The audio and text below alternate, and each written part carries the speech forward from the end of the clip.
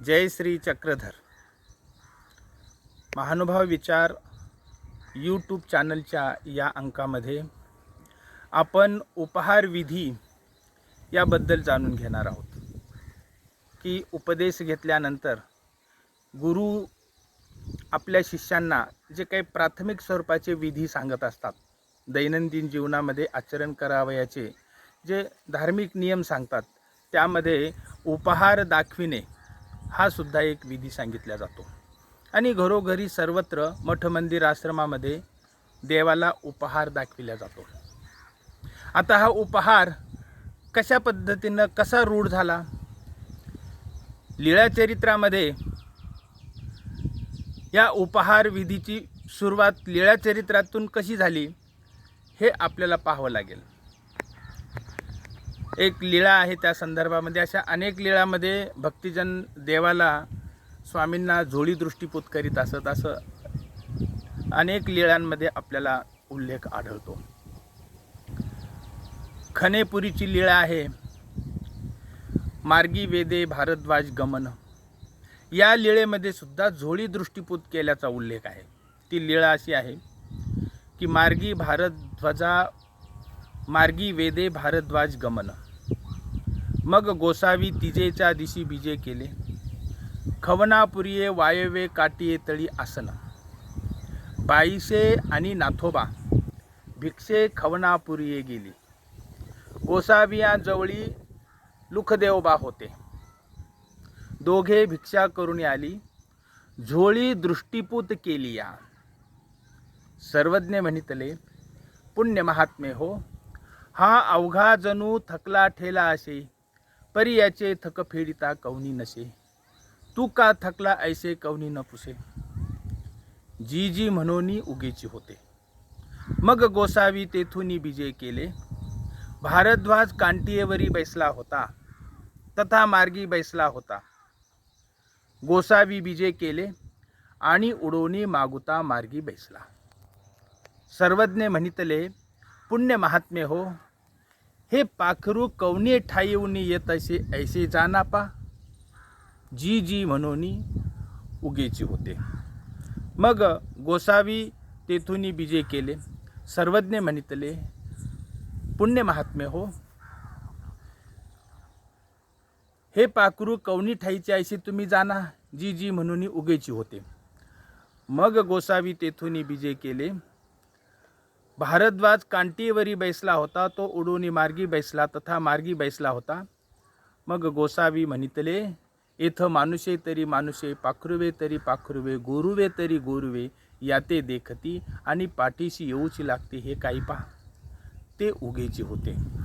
तथा हिराईसा पाठ, हे पाखरू कवनी ठाईचे अशी तुम्ही जाना, जी जी ते कांटी येचे.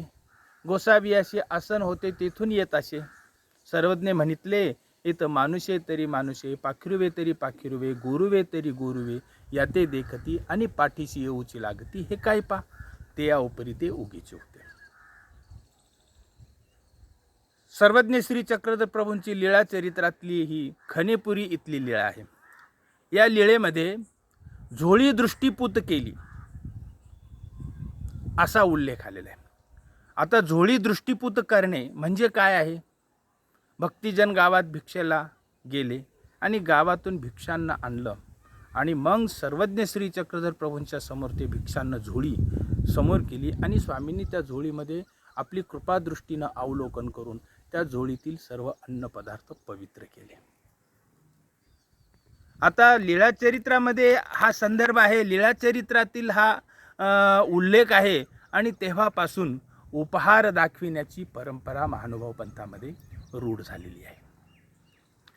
उपदेशी असतील, मठ मंदिर आश्रमामध्ये जिथेही सर्वत्र उपहार दाखविला जातो. आता उपहार का दाखविला जातो? उपहार दाखविणं गरजेचं काय? उपहार दाखविल्याने काय लाभ मिळतो साधकाला, हे जाणून घेणं फारच गरजेचं आहे. आपण देवाला उपहार दाखवितो म्हणजे देवाला भूक लागलेली आहे म्हणून आपण देवाला उपहार दाखवितो का? परमेश्वराला भूक लागते, हां, तोच परमेश्वर सर्वाचा योगक्षेम चालविणारा आहे, जो सर्व जीवमात्राचा अन्नदाता आहे, योगक्षेम चालवणारा आहे भक्तांचा, आणि तो त्याला आपण भोजन देतो. हे कसं आहे? हे कसं वाटतं? हे निमित्त आहे उपहाराचं. कारण योगक्षेमम वहाम्यहम असं म्हणणारा परमेश्वर, आणि त्याला भूक लागते, भक्तांनी त्याला भोजन द्यावं, असा याचा अर्थ नाही आहे. उपहार दाखविण्याचा अर्थ वेगळा आहे. उपहार याच्यासाठी दाखविला जातो की स्वयंपाक करत असताना जे अन्नपदार्थ असतात ते अन्नपदार्थ रजोगुणी तमोगुणी होतात. स्वयंपाकासाठी आपण बाजारामध्ये जातो, तेथील भाजीपाला, फळे, धान्य इत्यादी सामुग्री आपण घरी घेऊन येतो. आता हे सर्व सामुग्री रजोगुणाने तमोगुणाने भरलेली असते. ज्याप्रमाणे बाजारामध्ये बाजार भरलेला आहे, भाजीपाला दुकानात ठेवलेला आहे, आणि गिऱ्हाईक येतात आणि ते भाजीपाला उचलून त्याची चौकशी करतात, निरीक्षण करतात, आणि पुन्हा तो भाजीपाला पटला नाही की पुन्हा वापस ठेवून देतात, पुढे निघून जातात. फळं कुणी पण येऊन ते हाताळतं, हातात घेतं, पाहतं, भाव विचारतं, आणि जर पटलं तर घेतं, नाही तर ते फळं पुन्हा तिथं दुकानात ठेवून ते पुढं मार्गस्थ होतात. असं दुकानामध्ये, बाजारामध्ये त्या फळांचं हाताळणं, भाजीपाला वगैरे असे अनेक लोकांची त्याच्यावरती दृष्टी पडत असते. ते येणारे लोक राजस असतात, तामस असतात, आणि त्यांची दृष्टी त्या फळांवरती पडली, त्यांनी ते हाताळले, तर ते फळं, भाजीपाला, अन्नपदार्थ, धान्य, सामुग्री हे रजतमाने भरून गेलेले जातात. म्हणजे राजस तामस होतात ते पदार्थ. किंवा एखाद्या तमोगुणी भूमीवरती, एखादी स्मशानभूमी असेल, तिथं फळांची झाडं असू शकतात. एखादं न पाळते भूमीवरती तो भाजीपाला उगवलेला असतो, ते धान्य उगवलेलं असतं, आणि ते राजस तामस भूमीवरचे ते धान्य सामुग्री, ते भाजीपाला, ते फळं दुकानामध्ये विक्रीला येतात. अनेक लोकांची दृष्टी त्याच्यावरती पडते, कारण त्याच्यामध्ये काही लोकांची दृष्टी राजस असते, काहींची तामस असते, आणि त्या दृष्टीचा त्या पदार्थावरती दृष्टी पडल्यामुळे ते पदार्थ राजस तामस होतात. आणि मग ते पदार्थ खरेदी करून आपण ते घरी आणतो. ते राजस तामस पदार्थ जशाला तसे आपण घरी आणतो, आणि घरी आणल्यानंतर त्याचा स्वयंपाक करतो, आणि स्वयंपाक केल्यानंतर ते अन्नपदार्थ स्वयंपाक करत असताना अग्नी पेटविला जातो, आणि त्या अग्नीमध्ये सूक्ष्म जंतूंची हिंसा होते. चूल पेटविल्यानंतर किंवा गॅस पेटविल्यानंतर सूक्ष्म जंतूंची हिंसा होते. त्याच्यामुळे ते पदार्थ, अन्नपदार्थ राजस आणि तामस होतात. आणि असे हे राजस तामस पदार्थ, स्वयंपाक, अन्न आपण जर ते तसंच ग्रहण केलं तर ते संपूर्ण राजस तामसता आपल्या अंतःकरणावरती परिणाम होतो, आपल्या बुद्धीवरती परिणाम होतो, आणि आपण रजतमाने भरून जातो. हे रजतमाने भरून गेल्यामुळे आपलं आध्यात्मिक नुकसान होतं, आणि म्हणून ते अन्नपदार्थ आपण ताटामध्ये वाढून घेऊन त्याचा उपहार, तो उपहार आपण देवपूजेसमोर किंवा तीर्थस्थानासमोर मांडतो, आणि तो उपहार दाखवितो. आणि उपहार दाखविताना आपण 5 घासं मोडतो, आणि 5 घासं मोडताना पंचकृष्णाचं नामस्मरण करतो. आणि नामस्मरण करत असताना पहिला घास मोडतो त्या प्रसंगी श्रीकृष्ण भगवंताचं नामस्मरण करतो, आणि श्रीकृष्ण भगवंताच्या लीळा आठवतो. अत्यंत अंतःकरणामधून एकाग्र रूपाने त्या लीळा आठवतो घास मोडून. आणि त्या लीळा, जसं ज्या उदाहरणार्थ लीळा चिंतन करताना आपण म्हणतो की हे परमेश्वरा, श्रीकृष्ण भगवंता, विदुराच्या कन्या तुम्ही स्वीकार केल्या, तसे माझे गरिबाचे हे भोजन स्वीकार करा. मग ते कन्या कशा स्वीकार केल्या विदुराच्या, ती लीळा मनामध्ये आठवतो आपण. द्रौपदीचे भाजीचे पान भगवंतांनी स्वीकार केले. गोकुळामध्ये गवळणींचं दही दुधाची आरोगणा केली, लोणीची आरोगणा केली, दही दूध लोणी देवानी स्वीकारलं. ह्या लीळा आठवतो, आणि आपण पहिला घास मोडतो, आणि पहिल्या नामाचं स्मरण करतो. तसंच दुसऱ्या नामाचं, श्री दत्तात्रेय अवतारांचं सुद्धा स्मरण करतो दुसरा घास मोडून. कोल्हापूरची लीळा आठवतो. तिसऱ्या नामाचं, श्री चक्रपाणी प्रभूंच्या नामाचं चिंतन करतो. तिसऱ्या नामाची लीळा आहे द्वारावतीकारांची ती लीळा आठवतो, ज्या काही लीळा आपण श्रवण केलेले आहेत. चौथ्या नामाची श्री गोविंद प्रभू बाबांच्या नामाचं स्मरण करतो, त्यांची लीळा आठवतो. पाचव्या नामाचं स्मरण करतो, पाचव्या नामाची भोजनाची लीळा आठवतो. प्रार्थना करतो की हे परमेश्वरा भगवंता श्री चक्रधर महाराज, मातंगाचे लाडू तुम्ही स्वीकार केले प्रेमाने, आणि बाईसांचा पाणी भात स्वीकार केला, अनेक भक्तांचे भोजन स्वीकार केले, तशी माझी गरिबाची सुद्धा हे भोजन तुम्ही स्वीकार करा. हे परमेश्वरा, हे श्री चक्रधर राया दयाळुआ, हे वृक्षान्न कदान्न भिक्षान्न तुम्हाला अर्पण करत आहे, त्याचा स्वीकार करा, अशी आपण प्रार्थना करतो. आणि प्रार्थना करून म्हणतो की हे परमेश्वरा, हे सर्व काही तुमचंच आहे, तुमच्या कृपेनं, तुमच्या साह्याने, आणि हे सर्व मिळालेलं अन्न, तुमचे अन्न तुम्हाला समर्पित करत आहे, स्वीकार करा आणि तुमचा प्रसाद म्हणून आम्हाला द्या. तुमचा प्रसाद द्या, तुमची कृपादृष्टी आमच्यावरती पडू द्या. ह्या अन्नावरती कृपादृष्टी टाकून हे राजस तामस असलेलं अन्न सात्विक करा, अशी आपण प्रार्थना करून उपहार दाखवितो. आणि हे प्रार्थना करत असताना आपल्या अंतःकरणामध्ये एक प्रकारचं चिंतन चाललेलं असतं, लीळांचं चिंतन, नामस्मरणाचं चिंतन. हे सात्विक ऊर्जेच्या लहरी अंतःकरणात निर्माण होतात, आणि त्या लहरी आपण हाताने तो घास मोडत असतो, त्या हस्ताद्वारे त्या लहरी पूर्ण अन्नपदार्थामध्ये पसरतात, सात्विकतेच्या लहरी. आणि परमेश्वर कृपेच्या, परमेश्वर प्रसन्नतेच्या आणि परमेश्वराच्या त्या सात्विक लीळांच्या, नामाच्या, चिंतनाच्या त्या सात्विक लहरी, आणि तो उपहार असतो, तो उपहार प्रसादामध्ये रूपांतरित होतो. म्हणजे ते अन्नपदार्थ प्रसाद रूप होतं. आणि ते अन्नपदार्थ ज्या स्वयंपाकघरातून आणतो, त्या स्वयंपाकघरातला पूर्ण स्वयंपाक हा प्रसादामध्ये रूपांतरित होतो. म्हणजे उपहार दाखविल्यानंतर ते राजस तामस जे अन्नपदार्थ असतं, ते जिथून आपण आणलेलं आहे तिथले राजसता तामसता निघून जाऊन, आणि त्या अन्नपदार्थावरती परमेश्वराची कृपादृष्टी पडते. लीळा चिंतनामुळे, स्मरणामुळे तो प्रसाद, तो उपहार प्रसाद रूप होतो. आणि मग तो प्रसाद रूप झालेला उपहार, ते उपहाराचे जे काही उपहार दाखविलेलं जे अन्न आहे, ते आपण सेवन केल्यानंतर आपल्याला परमेश्वराच्या कृपेचा लाभ होतो. यासाठी उपहार दाखवला जातो, यासाठी उपहार दाखविण्याची परंपरा आहे. आपण आश्रममध्ये गेलं किंवा मठामध्ये गेल्यानंतर कधी कधी असंही आपल्याला दिसून येतं की आपली पंगत असते, आणि आपण पंगत करतो तिथं, आणि तिथं ज्यावेळेस देवपूजेसमोर उपहार नेऊन मांडतो, त्यावेळेस उपहार दाखविण्यासाठी कुणातरी ज्ञानी साधूंना त्या ठिकाणी विनंती केल्या जाते की आपण उपहार दाखवा.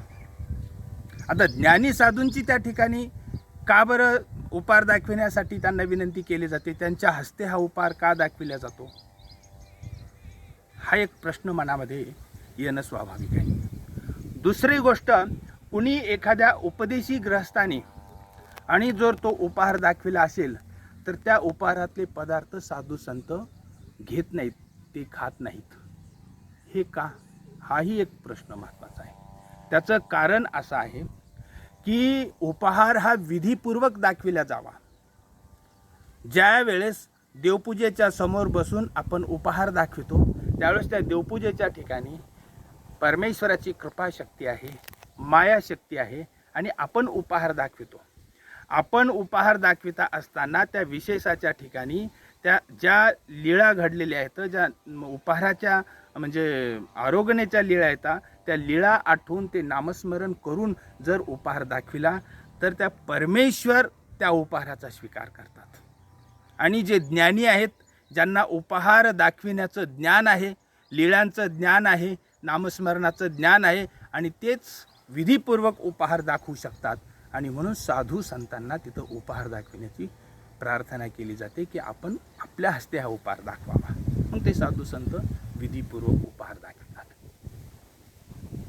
कधी कधी काही जणांना उपहाराचं ज्ञान नसतं, ते उपहार दाखवायला बसतात, संकल्प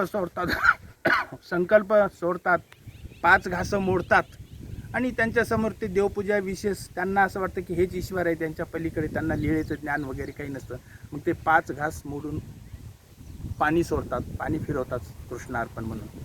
तो जो उपहार आहे, लीळेचं स्मरण न करता, नामस्मरण न करता जर तो उपहार दाखवला तर तो उपहार त्या विशेषाच्या ठायी असलेली जी मायाशक्ती आहे, ही मायाशक्ती त्या उपहाराचा स्वीकार करते. आणि माया ही देवता असल्यामुळे त्या मायेनं त्या उपहाराचा स्वीकार केलेला असतो. म्हणजे विधीपूर्वक जर उपहार दाखविला तर परमेश्वर उपहार स्वीकार करतात, आणि विधीपूर्वक नाही, फक्त घास मोडून उपहार दाखविला तर तिथली ती देवता माया ती त्या उपहाराचा स्वीकार करते. आणि म्हणून ज्या व्यक्तींना उपहार दाखविण्याचं ज्ञान नाही, त्यांनी उपहार दाखविला तर त्यांनी दाखविलेला उपहार साधू संत तिथले त्या उपहारातले पदार्थ घेत नाहीत, कारण तो उपहार त्यांनी ज्ञानपूर्वक दाखविलेला नाही, मायेनं स्वीकार केलेला आहे. आणि ते पदार्थ घेतले म्हणजे तो देवतेचा प्रसाद घेतल्यासारखं होईल, आणि म्हणून विकल्प दोष लागेल. आणि म्हणून ग्रस्तांनी दाखविलेला उपहार साधू संत घेत नाहीत. आता ग्रस्तांमध्ये कुणाला विधीचं ज्ञान आहे आणि कुणाला विधीचं ज्ञान आहे हे परमेश्वरालाच ठाऊक, म्हणून साधारणपणे ग्रस्तांनी दाखविलेला उपहार साधू संत त्या उपहारातले पदार्थ घेत नाहीत. आणि जे ज्ञानी आणि साधू संतांनी दाखविलेला उपहार असतो तो प्रसाद रूप होतो. तर असं हे उपहाराचा विधी आहे. उपहाराचा विधी आपण नेहमी करतो. उपहाराचा विधी आपण का करतो, तर आपल्याला आपल्या जे अन्न पदार्थ राजस तामस आहेत ते सात्विक होऊन परमेश्वराचे प्रसाद रूप व्हावेत. आणि ते प्रसाद रूप पदार्थ, सात्विक पदार्थ आपण सेवन केले तर आपल्या ठिकाणी धर्मभावना, नामस्मरण करण्याची भावना, परमेश्वराप्रती प्रीती, ओढ, आवड आणि ही वाढत जाते. असा हा उपहाराचा विधी आहे. उपहार हा दाखविलाच पाहिजे. सकाळी आपण चहा घेतो, चहा घेण्याच्या आधी तो चहा प्रथम देवपूजेसमोर नेऊन त्या ठिकाणी विधीपूर्वक पंचनामाचं स्मरण करून आणि एखादी परमेश्वराने जे स्वीकार केलेलं आहे भोजन ती लीळा आठवून त्या ठिकाणी संकल्प सोडून आणि मग तो चहा स्वीकारावा. नाश्ता असेल, दुपारचं भोजन असेल, संध्याकाळचं भोजन असेल, हा उपहार देवपूजेला दाखवावाच. उपदेश घेतल्यानंतर गुरु शिष्यांना हे विधी सांगत असतात. फळं आणलेले असतील, फळं सुद्धा परमेश्वराला पहिले अर्पण करून, देवपूजेला अर्पण करून मग ते फळं आपण स्वीकारावे. भगवंताची आज्ञाच आहे, पत्रम पुष्पम फलम तोयम यो मे भक्त्या प्रयच्छति. पान, फूल, फळ, पाणी जे काही असेल ते तू पहिले मला समर्पण कर आणि मला अर्पण कर, आणि नंतर मग माझ्या कृपेचा प्रसाद म्हणून तू सेवन कर. सर्वज्ञ श्री चक्रधर प्रभूंची सुद्धा आज्ञा आहे की चित्त, वित्त आणि काया हे परमेश्वराला अर्पण करावे. तन, मन, धन परमेश्वराला अर्पण करावे. म्हणजे ईश्वरार्पण, ईश्वराला हे अर्पण करून आणि मग तो प्रसाद म्हणून हे स्वीकारावं.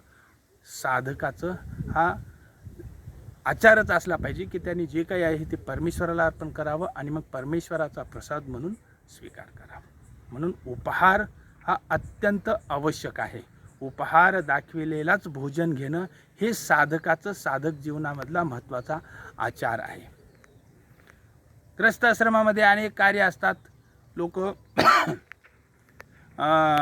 व्यवहारामध्ये बाहेर, घराच्या बाहेर पडतात, कामधंद्यासाठी बाहेर पडतात, कुठे हॉटेलमध्ये जातात, कुणी कुठे जेवण करतं, कुणी लग्न समारंभामध्ये, कुणी आणखीन कुठेही जाऊ द्या, कुठेही असू द्या, ज्यावेळेस भोजन करायचं असेल, पाणी ग्रहण करायचं असेल किंवा काही खाद्यपदार्थ खायचा असेल, त्यावेळेस मनामध्ये पंचकृष्णाचं नामस्मरण करून आणि मनोमन तो पदार्थ परमेश्वराला अर्पण करून आणि तो पदार्थ सेवन करावा.